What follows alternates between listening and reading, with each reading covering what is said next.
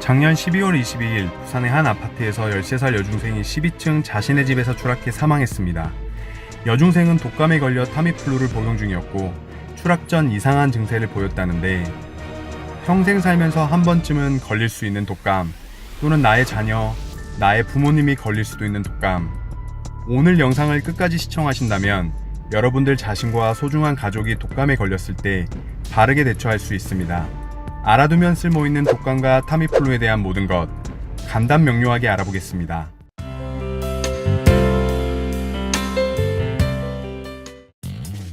요즘 이슈가 되고 있는 타미플루를 언제, 왜 먹는지 알기 위해서 우선 독감에 대해 알아야 합니다.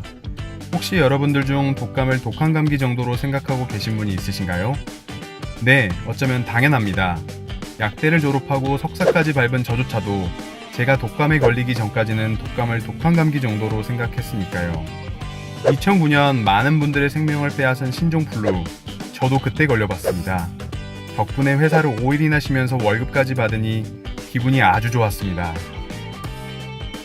감기와 독감이 다르다는 건 영어 표현에서부터 확인할 수 있습니다. 감기는 I have a cold. I have a cold. 초등학교 때 제일 처음 배우는 영어죠. 감기는 영어로 cold입니다. 반면 독감은 영어로 Flu. 혹은 Influenza. 라고 합니다. 실제로는 완전히 다른 두 질환, 증상이 유사하기 때문에 사람들을 혼란스럽게 합니다.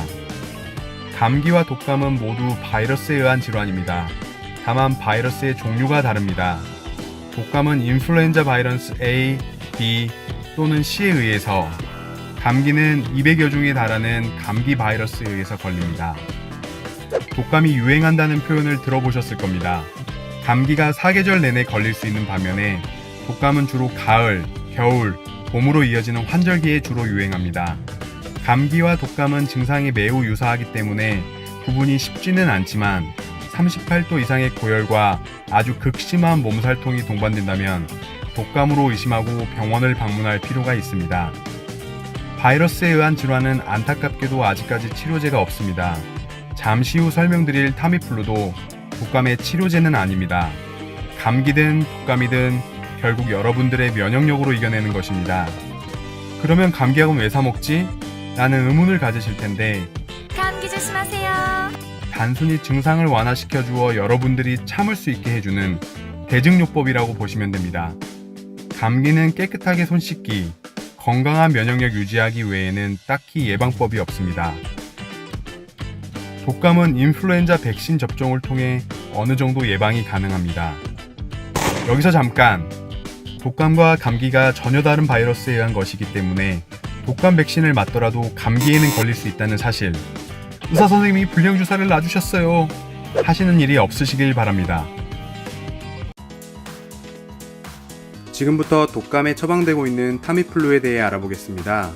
들어가기에 앞서 한미약품에서 출시한 한미플루 캡슐 시럽은 타미플루와 동일한 복제약이며 주사제로 처방되는 테라미플루도 타미플루 계열이므로 이들 약물을 처방받으셨다면 유의 깊게 시청해 주시기 바랍니다.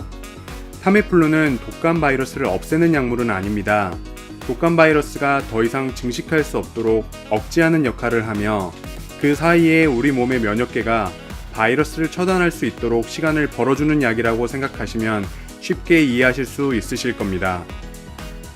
그런데 작년 타미플루를 복용 중 환각작용 등 이상 증세를 보인 여중생이 12층 아파트에서 추락해 사망했으며 2009년에도 14세 중학생이 타미플루 복용 중 아파트 6층에서 뛰어내린 사례가 있습니다. 또한 2017년 2월 16세 미국 남자 고등학생이 타미플루 복용 중 스스로 목숨을 끊기도 했으며 일본에서도 12명의 어린이가 환각과 이상 행동과 같은 부작용으로 숨졌다는 사실이 2005년 FDA 보고서를 통해 발표된 적이 있습니다. 이쯤 되면 타미플루 이거 진짜 먹어도 되나? 라는 의문을 가지실 겁니다. 그래서 제가 연구 결과를 검색해 보았습니다. 2009년부터 2013년 사이에 자살 시도를 한 251명의 타미플루 처방 환자를 대상으로 타미플루 복용 시기와 그렇지 않은 시기에 자살기도 발생률을 비교해 본 결과 오히려 타미플루를 복용했을 때의 자살기도 발생률이 더 낮았다고 합니다. 다른 연구에 따르면 환각, 허언, 선망 등 정신과적 부작용이 발생한 5천여 명의 타미플루 환자를 분석해본 결과 타미플루의 복용과 정신과적 부작용과의 유의미한 연관성이 확인되었다고 합니다. 즉, 다음과 같은 결론을 얻을 수 있습니다. 타미플루 복용과 정신과적 부작용은 연관성이 있을 가능성이 있다. 타미플루 복용과 자살 시도와의 연관성은 높지 않은 것으로 보인다. 아주 애매모호합니다. 학계에서도 아직까진 타미플루와 자살 시도와의 연관관계는 정확하지 않다는 것이 정설인 것 같습니다. 물론 세계적 거대 제약사인 로슈가 전방위적인 로비를 했을 가능성도 있다고 생각합니다. 어쨌든 저쨌든 타미플루 먹던 중 사람이 적지 않게 죽었으니 주의는 해야 하지 않겠습니까? 특히 그 원인은 아직 밝혀지지 않았지만 타미플루로 인한 정신과적 부작용은 10세에서 19세에서 가장 집중적으로 발생했다고 합니다. 이번에는 타미플루 설명서를 살펴봤습니다.